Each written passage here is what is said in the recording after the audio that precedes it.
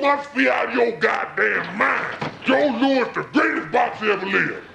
I'll be with you boys in a minute. Well, you said that Fat Joe is disrespectful for saying that blacks and Latinos created hip-hop 50-50. Did you actually say 50-50? Yeah. Oh, yeah. Okay, well, yeah, that's just not true. That's not true. Yeah. And shout out to Fat Joe, but yeah. I mean, a lot of Latinos were around, but you can't say 50-50. Not at all. Not at all. You can't even say 90-10. I mean, they came later. In the movie, all the pioneers, they were like, yeah, when we were doing it, there just were no Latinos participating. We had a couple in the audience watching, but they just came later. They just weren't into it early on. And that's the truth. Yeah, and listen, you've had very prominent Latinos over the years. Crazy Legs, of course, Big Pun, and Fat Joe, and Cypress Hill, you know, MC Frost. Like, there's been a lot of very important figures in hip-hop. But I guess if you're talking about the original, then yeah, it was all black people. Right, and the thing that's rubbing a lot of people the right way, there's this whole push just suddenly for there to be this co-creation.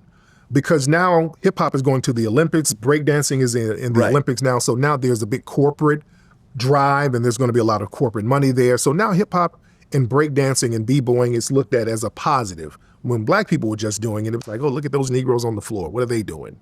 That's not real dancing, that's not real music. But now that it's being internationally accepted, they have to say, well, black people didn't really do it on their own. So they're doing hip-hop like they do other genres. They do the same thing with rock and roll.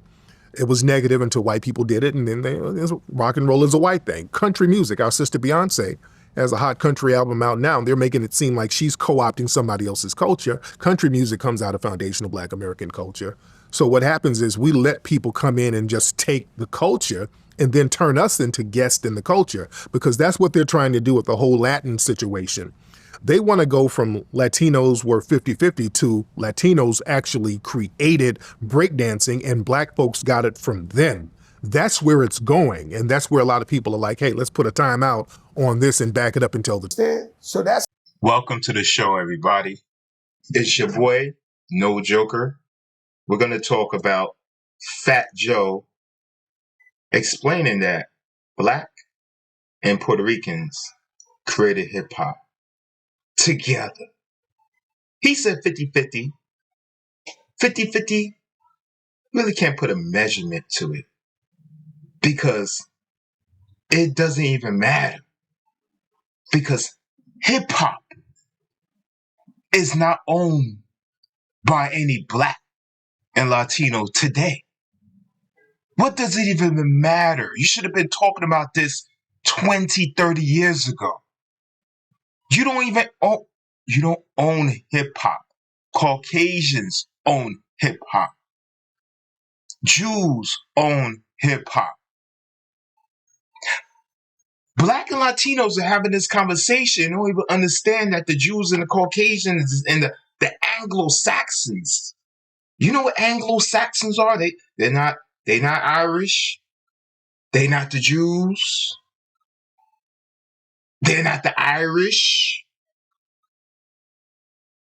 The Anglo-Saxons are laughing at y'all. They're laughing. You're in a barbershop talking about who created hip-hop in 2024.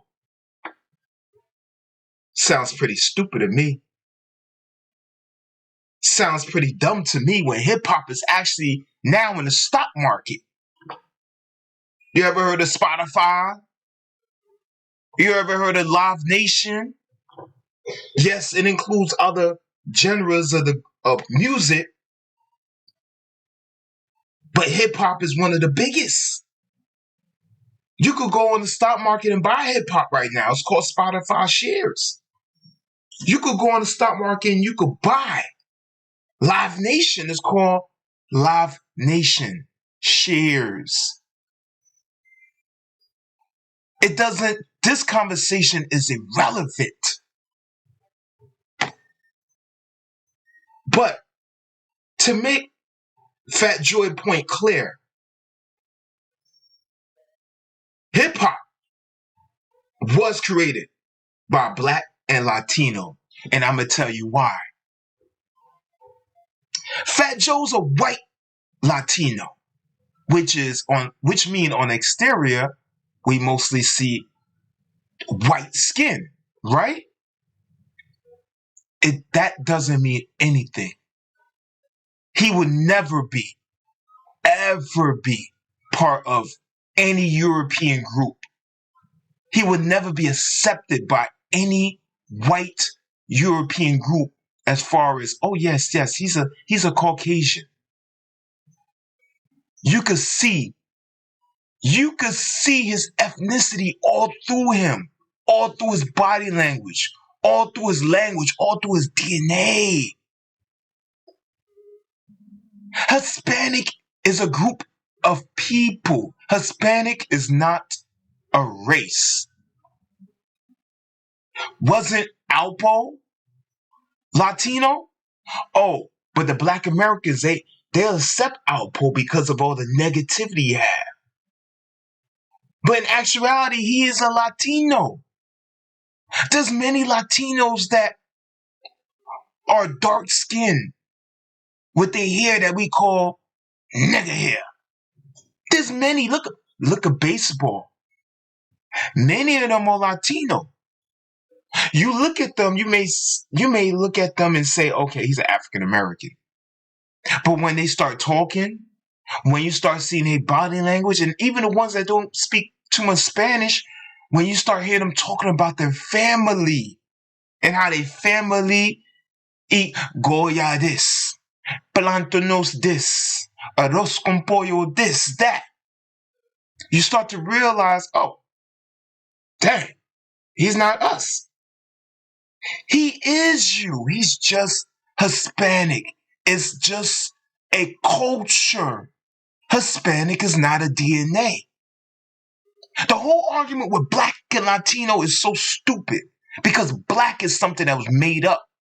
Black was something that was made up by Caucasians during the times of slavery, where they didn't care about our roots. Oh, he's from Ghana. He's from Nigeria. He's from, oh, we got this person from the island of Dominican Republic. We got this person from the island of Jamaica. They don't care about your ethnicity. They don't care about your roots. All they care about is your skin color. Black. You have a white mother. You got a father that's the color of night. You're the product of them two. When you come out, you know what you are? Black. You're black. It's a word to insult us, to separate us. Look at us now. It's proving my point. We're on TV arguing about who created hip-hop. Black, a color, or Hispanic, a culture. But you're missing the people. Who are you as a people? All black people aren't the same. All white people aren't the same. There are white people that if you call white, they will say, no, don't call me white.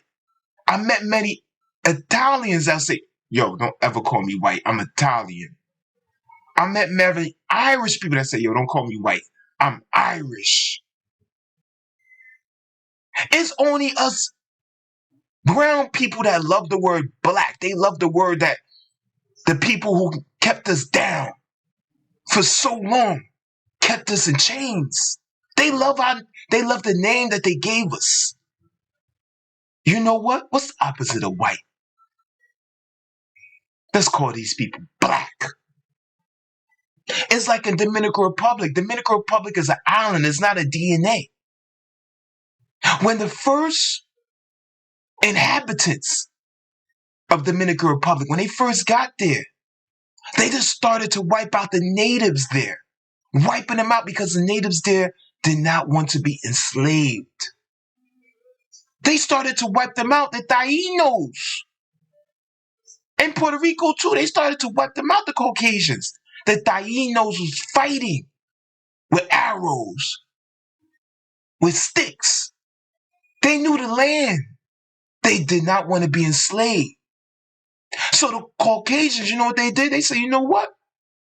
We're going to get a group of people that go cherish this land, nurture this land, and build on this land and make this land wealthy. So here go the Africans. The Africans sold to other Africans. White people didn't go to Africa and go take Africans. And boats never came to America. They came to the Caribbeans. The first place slaves was bought and sold was Dominican Republic. Santo Domingo was the first place slaves was bought and sold in this hemisphere. From there, they brought ships and they shipped them to the United States. Slaves did not go from Africa to the United States. That's not even in the route when you predicted in the picture. When you look at the picture of the slave trade, America is not even part of the route. The Caribbean is part of the route. Millions of slaves went to the islands. Millions of slaves went to South America, Central America, and all the Caribbean islands, which include Dominican Republic, which include Puerto Rico. They are part of the Caribbeans. They are people of Caribbean root. Doesn't matter if they speak Spanish. Spanish is a language they got from Spaniards who are European, who enslaved Africans. When the Taínos was being killed in Puerto Rico and Dominican Republic, a lot of the women and a lot of the men started to sleep with the slaves. What did the slaves make? A mulatto. The slaves made a half Spaniard and a half African. Those was the first who we call Dominicans and Puerto Ricans. Why did they call them Dominican and Puerto Ricans? Why did they call them Dominicans? You know why? Because the island was named Dominica. They just named the people after the land that they enslaved. Dominican Republic is not a DNA. Panama is not a DNA. Jamaica's not a DNA. Puerto Rico's not a DNA. It's a mixture of people who was enslaved and are products of their enslavers. Is an N-word. Fat Joe is an N-word. The N-word is not black people's word. It's a word that had been given to you by the enslavers. Everybody uses the word today. Yo, what's up, my N-word? Yo, your baby mama, she's a crazy N-word. Hey, yo, N-word, you could get me something from the store? Hey, yo, N-word. Yo, you looking at my girl? You want beef? We use the N-word all day in the urban area. The N-word do not belong to people who are only dark-skinned, the color of night. The N-word belongs to the people in urban areas who live around those cultures. He been using the N-word for years, for decades, since he was a little kid. Have y'all ever been to New York? Have y'all ever been to New York? Have you ever been to the biggest melting pot in the world? Where you could go and you could see Hispanics of all cultures, all skin colors? You could go in New York and you could meet a man that is the color of night and the most nappiest hair you ever heard, and he don't even know English. He only speaks Spanish. Raised a lot of eyebrows when he said that, that white rappers are guests in the house of hip hop. Wow. Have you seen this interview, by the way? No, I don't remember hearing him say that, but it sounds like him. And he's not saying that they're not welcome in the house. No, but they are guests. He says, that hip hop is a black art form, and if you're a white rapper, you are a guest in the house of hip hop. And this has sparked a lot of back and forth with a lot of different black and white rappers. You know, some who agree, some who disagree, and, you know, it's caused some, you know, Jamar to go back and, you know, address some of these people and so forth. You know, from the world's first rapper, how do you feel about this statement? I think anybody that got involved into hip hop later on in the game are guests of hip hop. And whoever existed, whatever hip hop is or was when it started, that's what hip hop is. And if you decide to get down with it or become part of it later on, you're a guest. I don't care what color you are. White, black, orange, Latino, it doesn't matter. Latinos weren't involved in hip hop directly that much in the early days of hip hop. They weren't. One or two. Okay. One or two.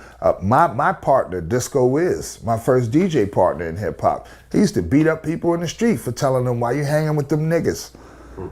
Why you hanging with Morenos? Well, he was what, Puerto Rican? He was Puerto Rican, half Cuban. Okay. And we were together every day, like brothers, you know what I mean? Dressed, everything, you know what I mean? And he would always catch flack from Puerto Ricans for being with me, you know what I mean? And he'd knock them the fuck out, you know what I mean? But, so when in like 78, 79, you know, more Latinos started migrating toward hip hop, you know what I mean, especially dancing as B-boys and stuff, they kind of changed the whole fabric of the breakdancing thing as B-boys, but it was a gradual thing as far as Puerto Ricans getting involved into hip hop. Puerto Rico was playing congas and timbales in the park while we was playing turntables.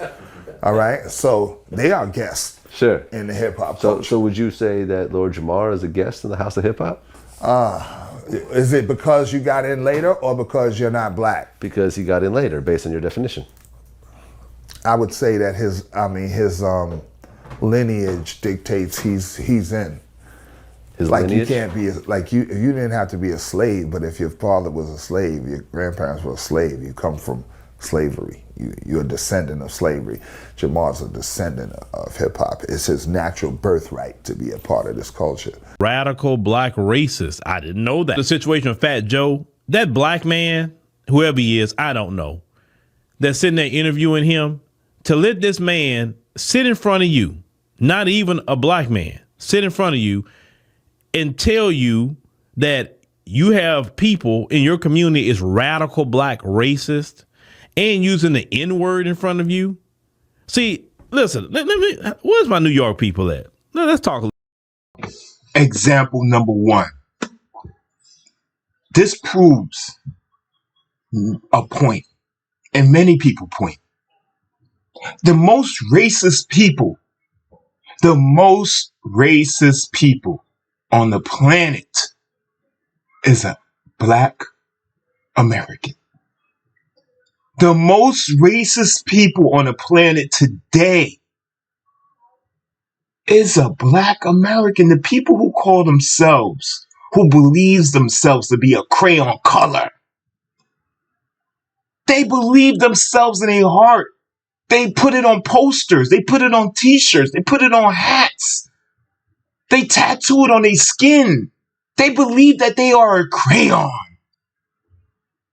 Color me black, color me red, color me yellow, and color me green. They believe they are a crayon. You have one guy right here. This guy, Philip Scott. He's one of them. He's a radical African American. He's a radical African American. I'm telling you, watch the videos. Watch the videos when African Americans get stopped by police. Watch them when they're in the supermarket and a white woman look at them and don't even say anything to them. Look at them everywhere they go. Watch all the videos. Oh, you racist? You racist towards me? You don't like me because I'm black? They in the store stealing. Y'all hate on me because I'm black. You stealing, man. They get caught with a gun. Yo, the cops are beating me up because I'm black. You have a gun, man. Yo, they shot my boy, man. They shot him 5 times. The police shot him. He was a good dude, man. They racist. Your boy had a gun and he pointed it at police, man. Radical African Americans. They're radical. They believe that they are a crayon color. You know, in New York, y'all love that N-word. Y'all love it to the core, but this is my issue. If you're going to use it, it should be among black people. Sitting up here letting people like Fat Joe and people of his community use that word to you, and you don't say nothing. See, we different down here in the South, man. That wouldn't fly in the South. That just do not fly here in the South.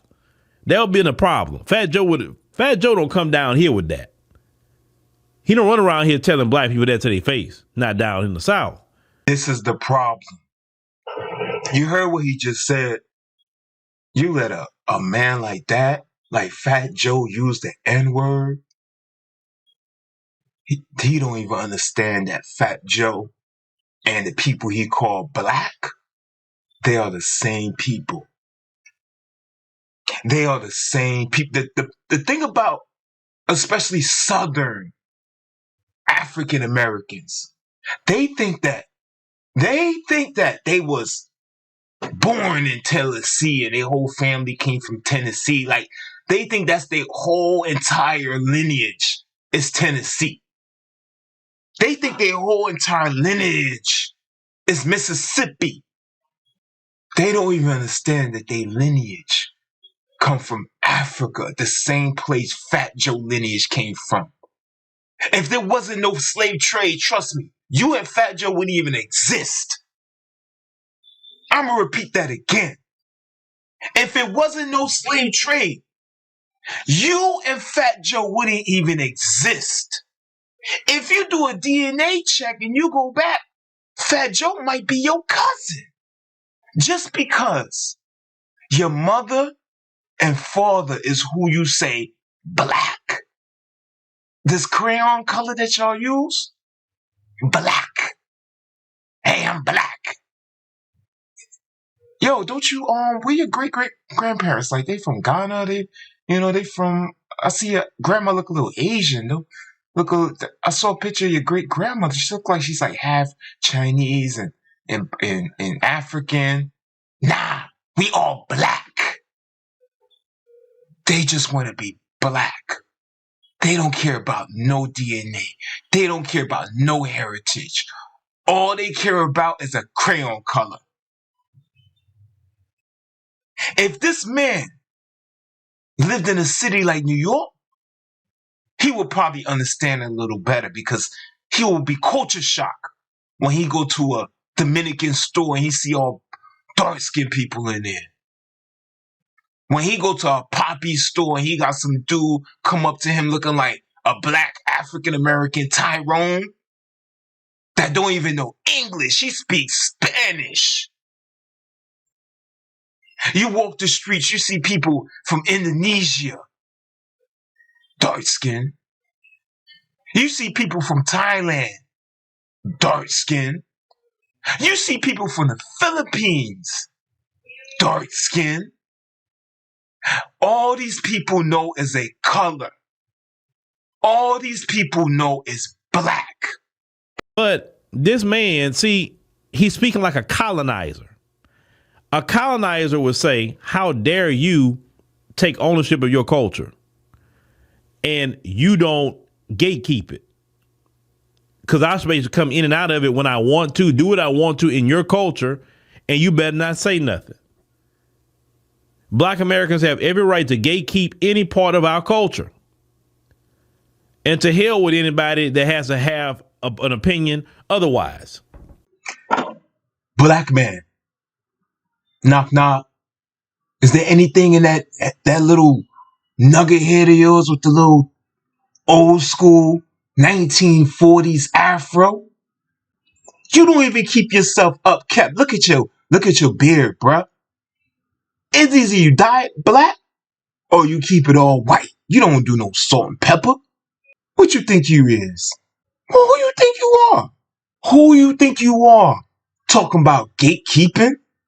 Black man, it's too late for you to gatekeep hip-hop.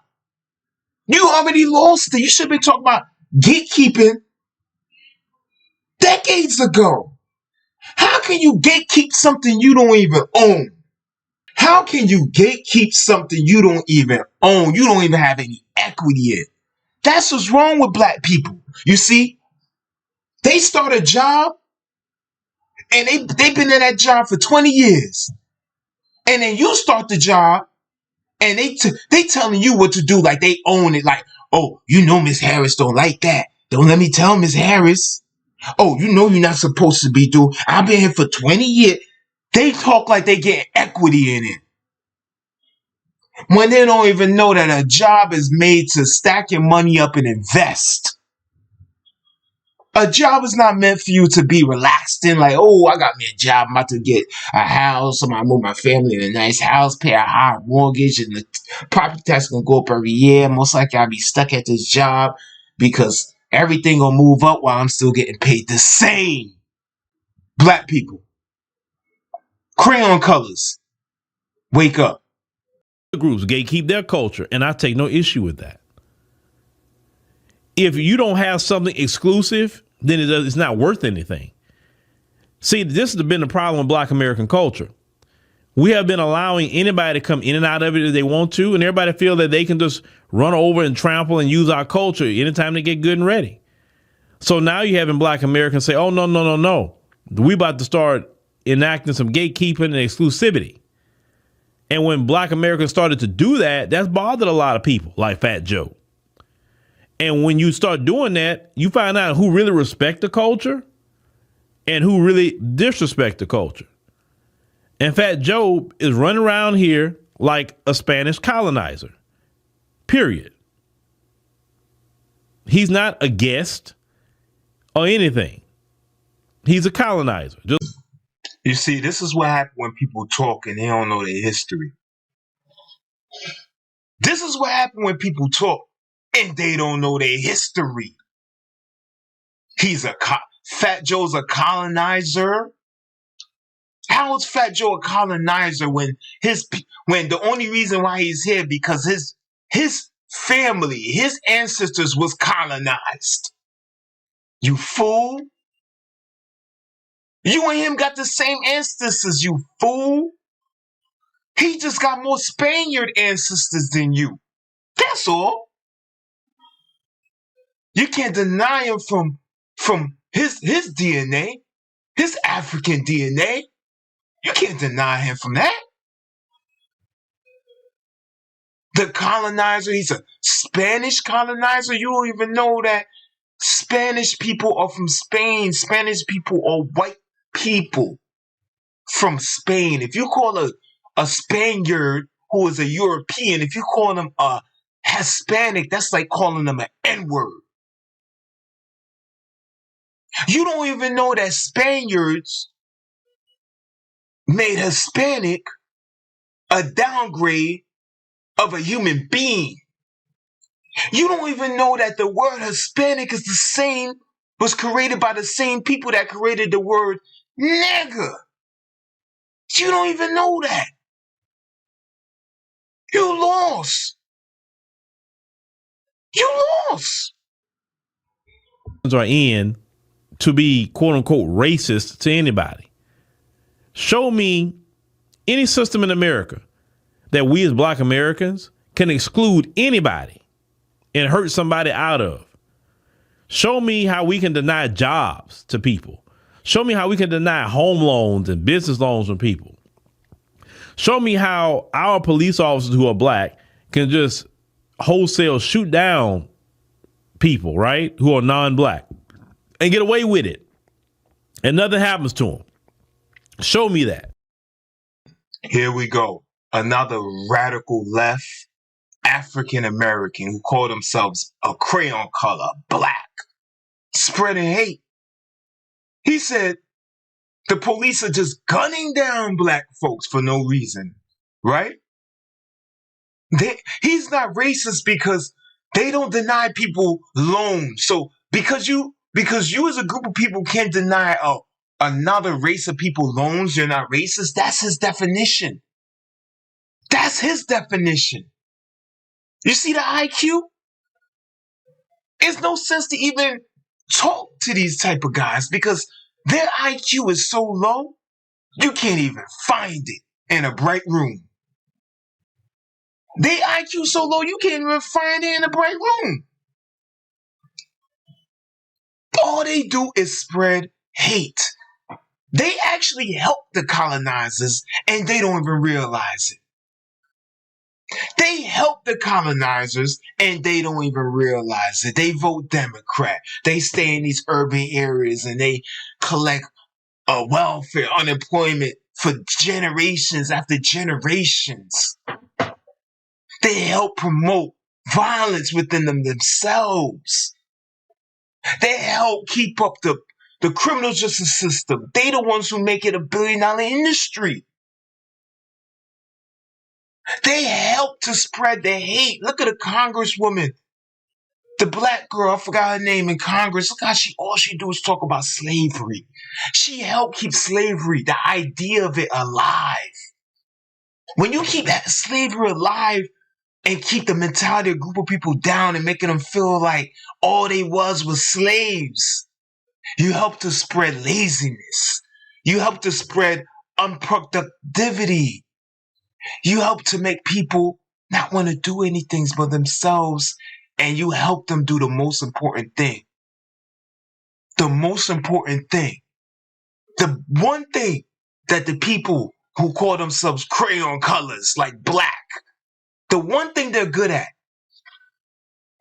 is making themselves a victim. Fat Joe.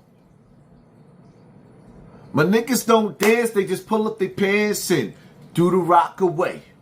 And lean back. Lean back. You know, and he was the only Puerto Rican member in the group. So it's kind of ironic for him to attack foundational Black Americans with his rhetoric. He sat there, you know, and as a white Puerto Rican, you know, he sat there and used the word nigga more than niggas used the word nigga. In a room full of niggas, and not a nigga said nothing. They just let him nigger it up. And Math Hoffa and them is getting a little heat for that right now too. But I think it was uncalled for. First of all, it needs to be said that. Okay. Here we got a guy from hip hop, from the old school, Lord Jamar, saying that Fat Joe was part of the FBA, the Foundational Black American, and how he was the only white Puerto Rican part of the group, right? And he's talking about how Fat Joe should be happy that the Black Americans accepted him, right? And how he shouldn't use the N-word because the N-word is owned by them, right? That's the problem. They think they own the N-word. They think they own things that they don't even get equity in. You got this man that's sitting here with his legs folded and his hands held together like he's a proper man. Look how he dressed. Look at his face and look how he's dressed. Do that even match? Do that even match? And then he got the nerves to put legend on his fitted cap. What legend you know that don't get equity? You see, these guys, they created something that they call hip hop. And to this day, they didn't even generate $1 billion in the same thing they claim they created. They say the people that are the best in hip hop today, they're not part of hip hop. They're guests because they came after, like the people like Jay-Z, who is a billionaire. Like the people like Jay-Z, who's a billionaire.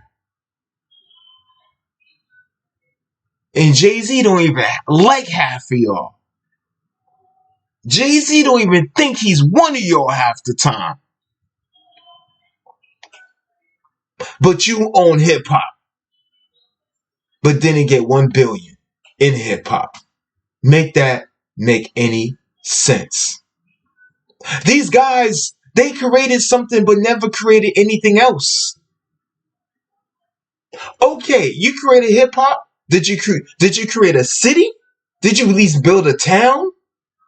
Do you at least own one building in the United States of America?